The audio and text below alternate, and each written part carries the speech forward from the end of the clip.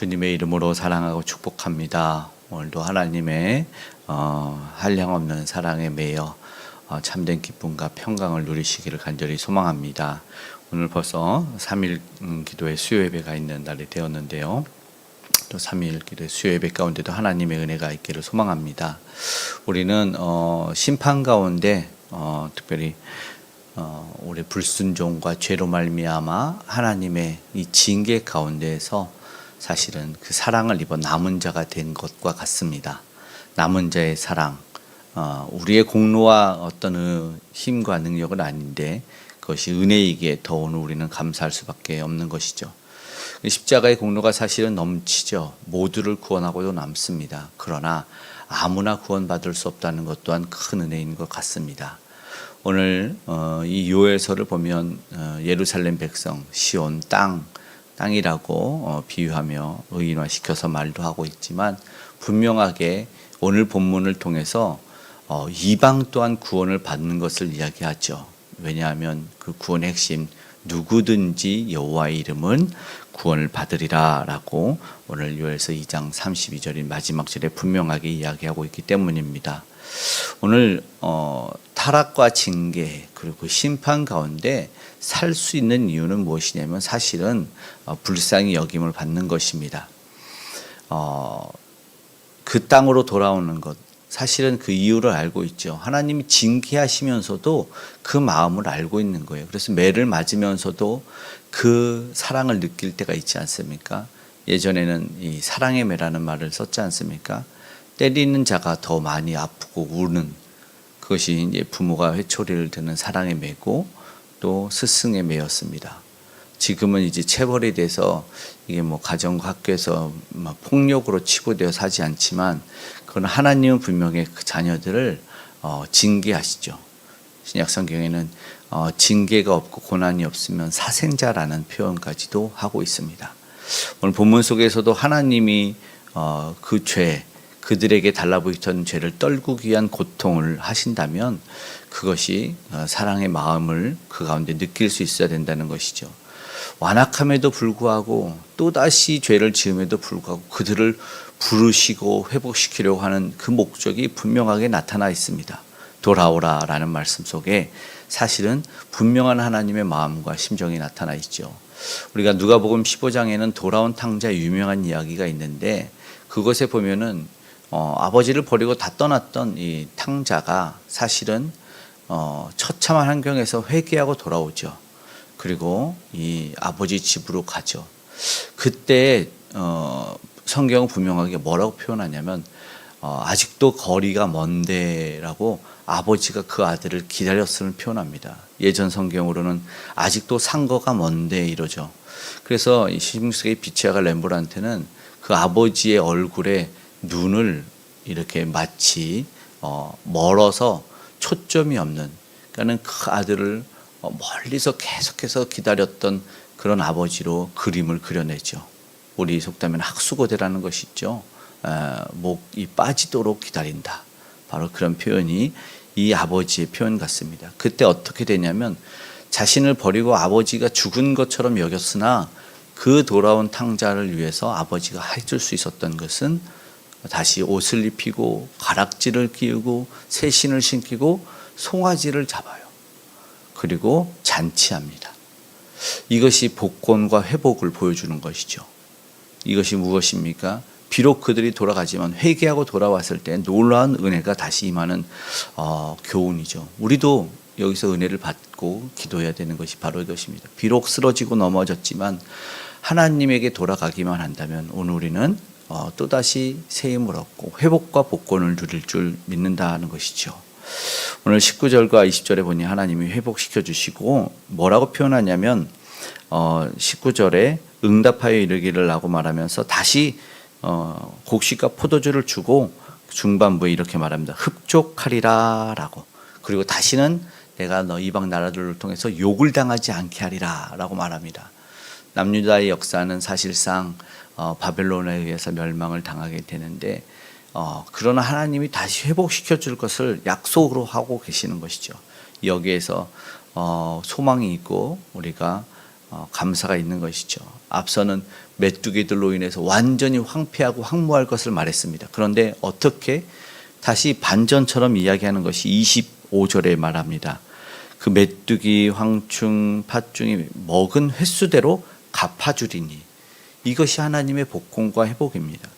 이전에 이것으로 인해서 나는 끝났다, 망했다 싶었던 그 지난 날을 하나님이 다 갚아주시는, 우리 하나님은 충분히 그러실 수 있는 분이죠. 다 갚아주시는 것이 욥기에도 마지막에도 나와 있습니다. 갑절로 주시고 그 자녀들은 또다시 10명의 자녀들을 주시죠. 자녀들은 어쨌든 마음에 묻었기 때문에 다시 허락해 주시는 하나님, 우리는 그걸 보게 됩니다. 그렇다면 중요한 것은 무엇이냐? 하나님에게 돌아가는 것이고 용서를 구하는 거예요. 가장 처참한 환경 속에서 자신의 처지를 깨달아 내가 죄를 지었다라고 고백했던 탕자처럼 오늘 우리도 회개해야 되는 것이죠. 용서를 바라며 구해야 되는 것이죠. 이것은 하나님에게 가장 중요한 것이 되고 우리의 삶과 관계 속에서도 이것이 실현이 돼야 됩니다. 그래서 예수님이 말씀하셨습니다. 용서에 대해서는 얼만큼 할까요?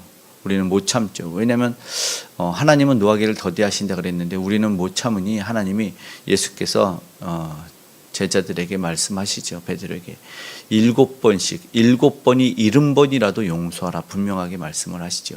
우리는 용서를 빌지도 못하고 그리고 용서를 하지도 못합니다.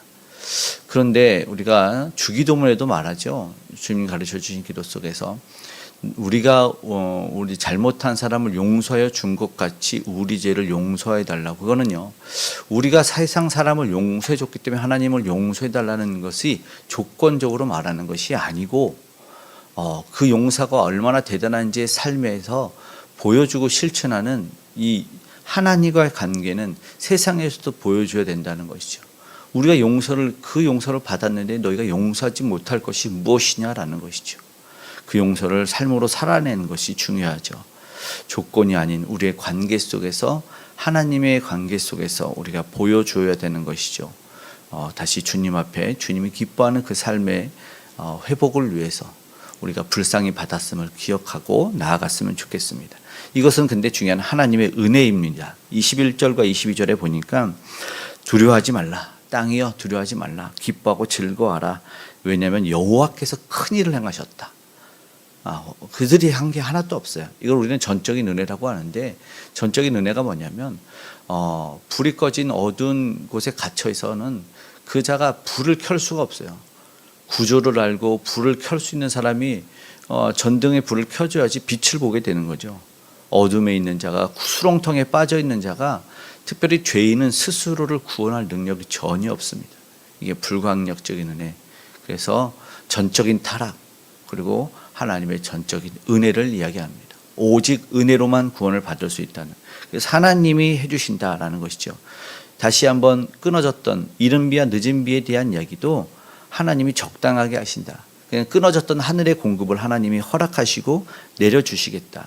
이건 어떻게 되냐면 하나님만이 하실 수 있다라는 것이죠. 24절에도 그렇게 말씀을 하고 넘치리라, 새 포도주와 기름이 넘치리로다 얘기를 하고, 동일하게도 26절에도 수치를 당하지, 같은 말 하죠. 끝부분에 내 백성이 영원히 수치를 당하지 아니라, 27절에도 내 백성이 영원히 수치를 당하지 아니하리라 이렇게 말씀하고, 다시 곡식과 새 포도주가 넘치는 것이 24절에도 그렇고 19절에도 반복해서 이야기하고 있는 것을 보게 됩니다.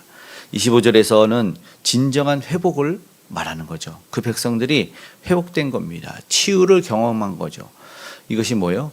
누가 시켰냐고 27절에 다시 한번 이야기합니다. 아까 말한 전적인 은혜 27절에 중반부에 이렇게 말합니다.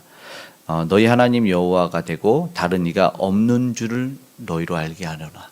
다른 이가 없다는 거예요.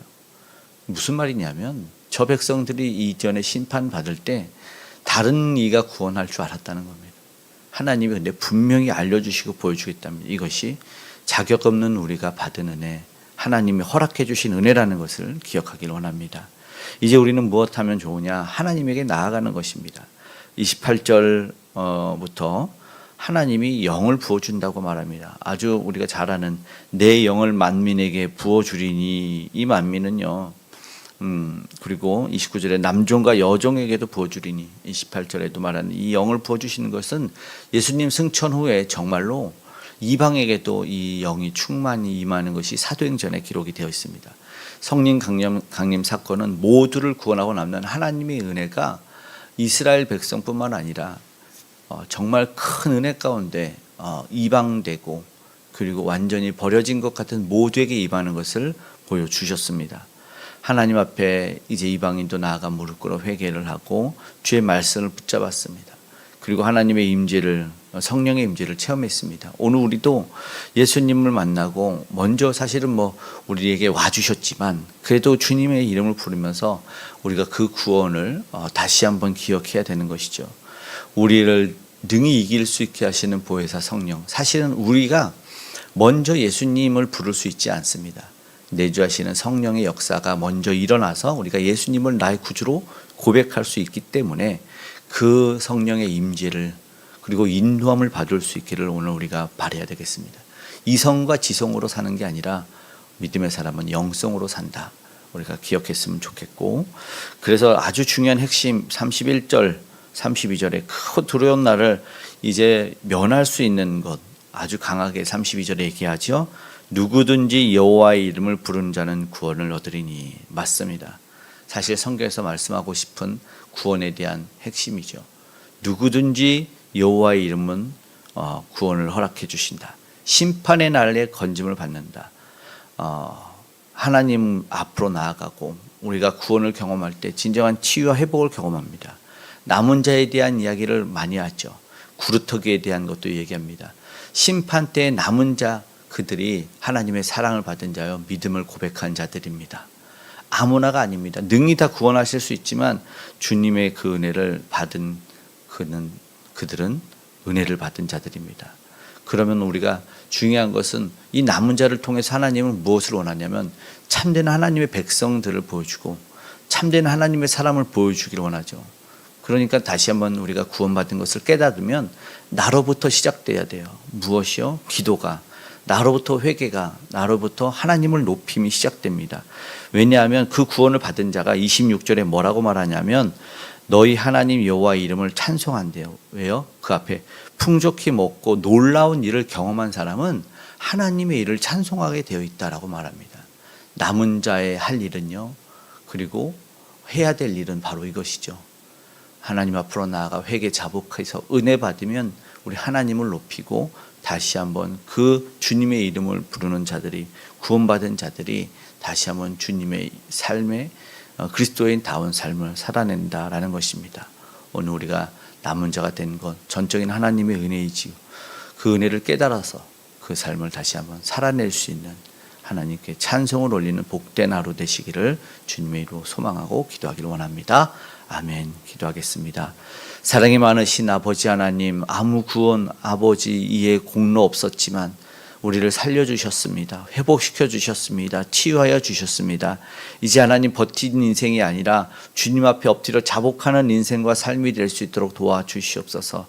그 큰 은혜를 높이는 우리가 되기를 원합니다. 아버지 하나님의 사랑을 다시 한번 찬양하는 우리 되기를 원합니다. 아직도 그러나 주를 몰라 자신의 힘으로 능력으로 구원받기를 원한다는 아버지 어리석고 우둔한 이들을 긍휼히 여겨주셔서 저들에게도 온전한 예수 그리스도의 능력과 그 보혈의 능력, 십자가의 능력이 나타나게 하여 주시옵소서. 죄사함의 은총이 하나님 아버지 예수의 이름을 부르는 자들에게 나타난다는 것을 알려주시옵소서. 우리의 힘과 능이 아님을 알게 하시고 그래서 예수를 온전히 전하는 우리 선교사님들, 복음을 전하는 이들, 오늘도 영혼 구원을 위해 마음을 품고 아버지 하나님 예수를 전하기 위해 애쓰는 그 심령에게 역사하시고 동행하여 주시고 오늘도 주의 그 놀라운 사랑 가운데 성령의 인도함 받는 우리 되게 하여 주시옵소서. 이 나라 이민족을 긍휼히 여겨 주셔서 다시 한번 주의 사랑을 입은 민족 될 수 있도록 복음의 통일도 허락하시고 위정자들은 하나님을 경외하는 자들 다 되게 도와주셔서 하나님의 뜻에 어긋나 다시 범죄하며 아버지의 심판을 부르는 인생들 다 되지 않도록 하나님 도와주시옵소서. 우리 받은 사랑을 기억하며 아버지 하나님 거저받은 은혜를 높이는 우리 되기를 원합니다. 하나님 은혜 베풀어 주시되 특별히 주의 사랑하는 백성들 우리 주님 나라 확장하고 주님 높이는 일에 열심 낼 수 있도록 우리의 기도의 간구에 응답하여 주시되 가장 좋은 곳으로 응답하여 주시고 특별히 귀한 다음 세대 잘 성장할 수 있도록 오늘 우리 믿음의 사람들 아버지 하나님 사랑하는 이들을 지켜보아시고 삶에서 가정에서 산업 현장 일터에서 안전으로 지켜보아여 주시옵소서. 가장 좋은 것을 우리의 기도를 통해서 주실 줄 믿으며 고마우신 예수님의 이름으로 기도드리옵나이다. 아멘.